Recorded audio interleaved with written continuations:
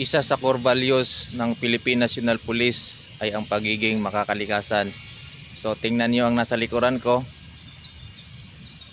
pumelo.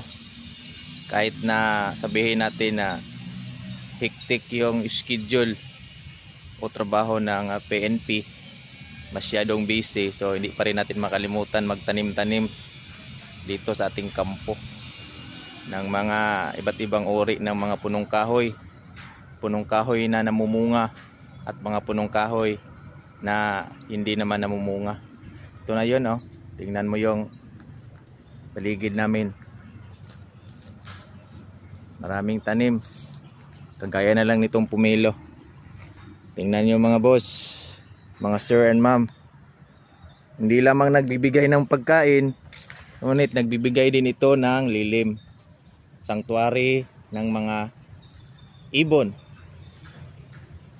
sanctuary ng iba't ibang klase ng mga hayop, like sa mga ibon, mga insect. Ito na yun, oh. Ito na yung kampo namin, maraming mga tanim.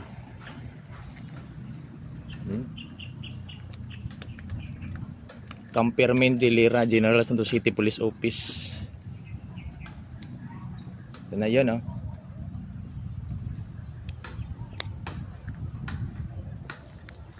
May mga niyog, maliliit na niyog, may mga pumelo, namumunga na.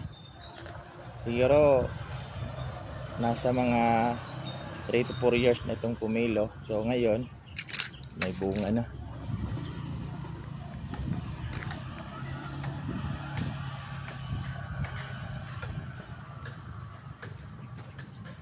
Ito na naman tayo sa bandang dako. So going to duty na tayo.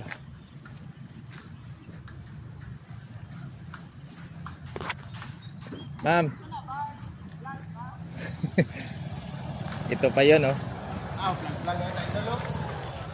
Ito, pumilo. Idol!